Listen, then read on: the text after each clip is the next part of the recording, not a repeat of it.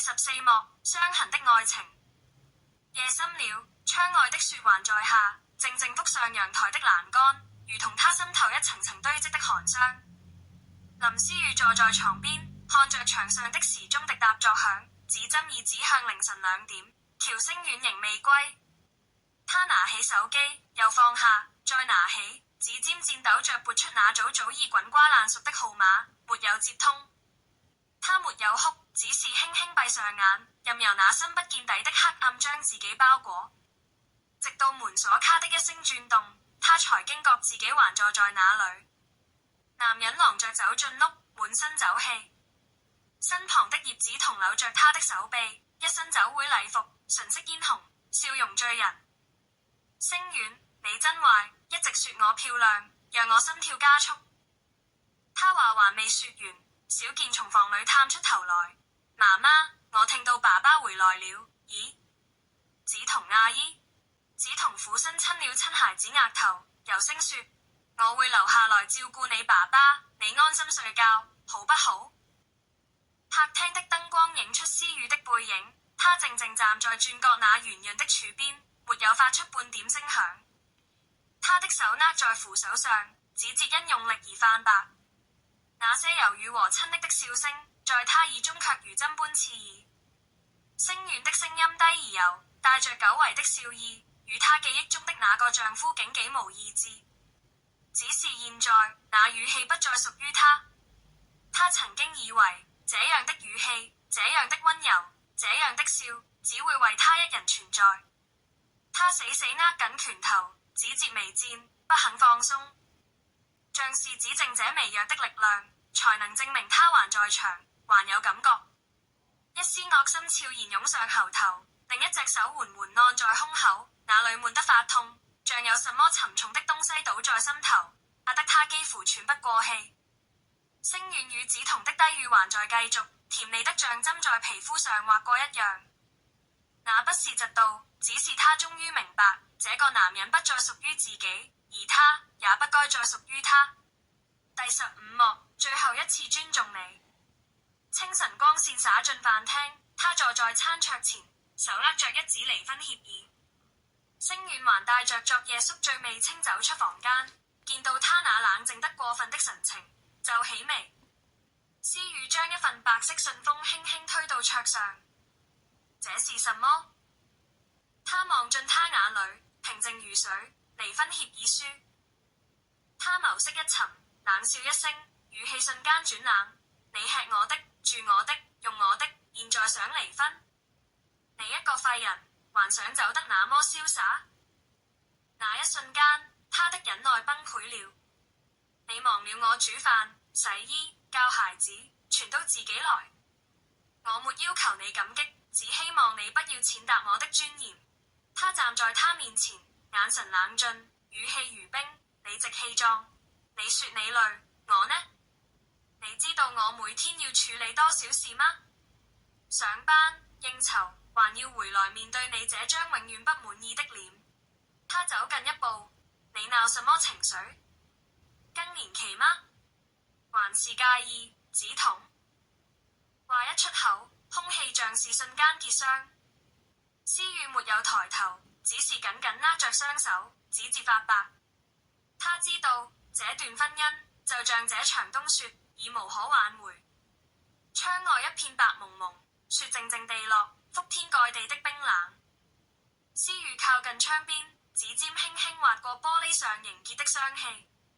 思雨內心喊着：林思雨啊，林思雨，你一直說你喜歡雪，不是因為它的潔白，而是因為每一個冰天雪地的冬夜裡，它會讓你躲進它的懷裡。風雪再大，它都張開雙臂，將你整個人擁在胸膛，像一堵牆，隔絕了所有寒冷。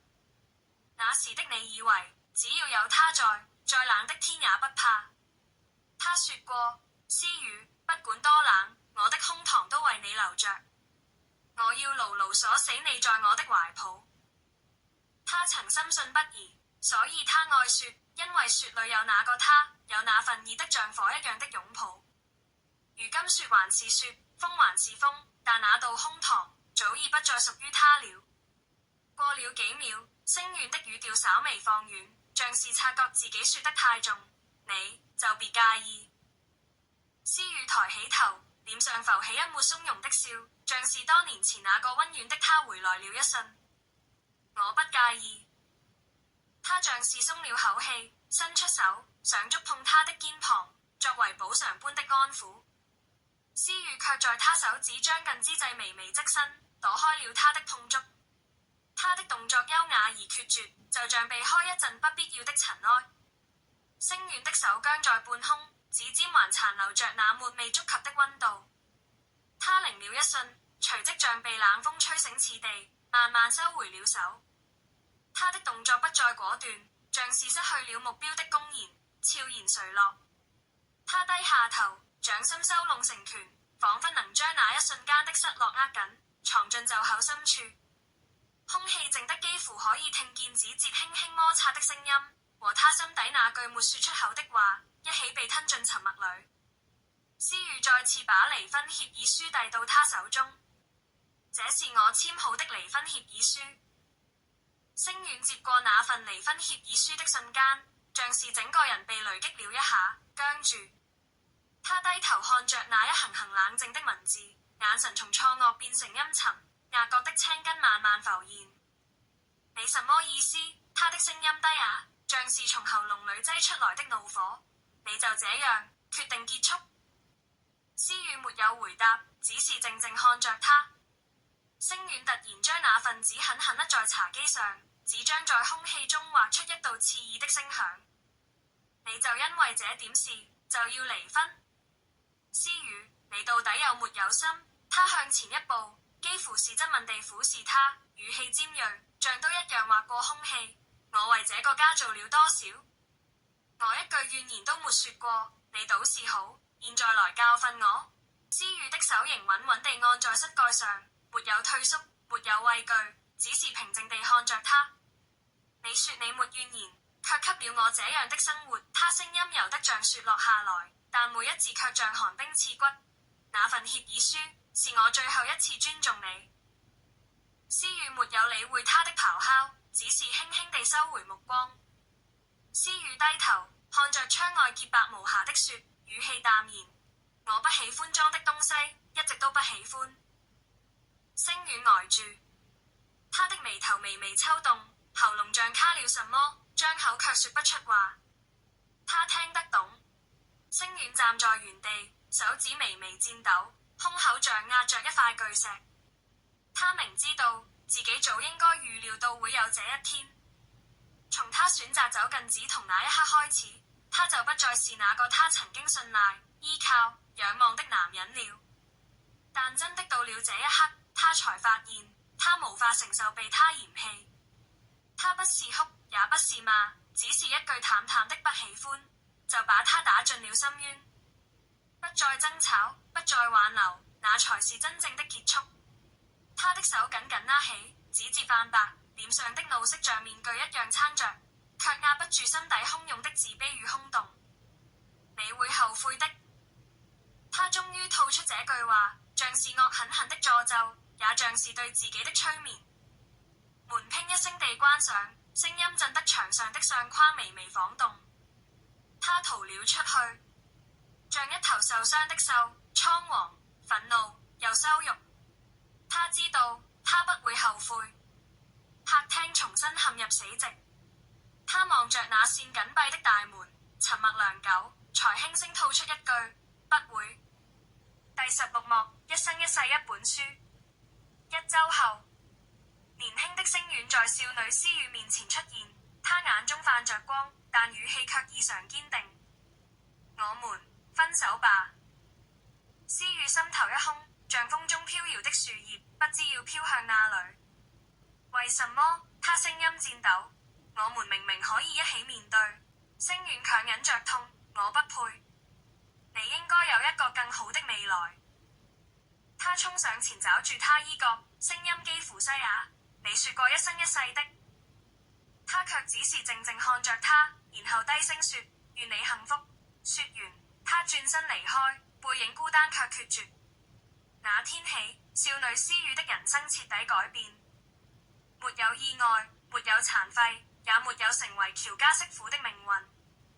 他成為了一名文學系優等生，後來進入出版社，再後來成為了家喻戶曉的暢銷作家。28歲的星遠獨自前往異地念書，心中藏着一個無人知曉的秘密。他將所有熱烈的愛寫進一本小說中，書名為《若時光有情》。第17幕，道歉。思雨回家後，靜靜整理了所有合約與創作資料，隔天在律師陪同下正式遞交離婚書。我要拿回我的名字、我的版權、我的尊嚴。星遠拒絕，你不可以走，我不准你走。他失控地抓住他的手臂，怒吼：你還欠我一句道歉。思雨抬眼，看見他手上那早已抹去的刺青，傷痕猙獰，像某種被自己背叛的印記。他平靜地說：我曾經不顧一切地相信你，現在是我對自己道歉。正當星遠情緒幾近崩潰時，梓潼發來簡訊，一張親密合照，附上一張驗孕報告。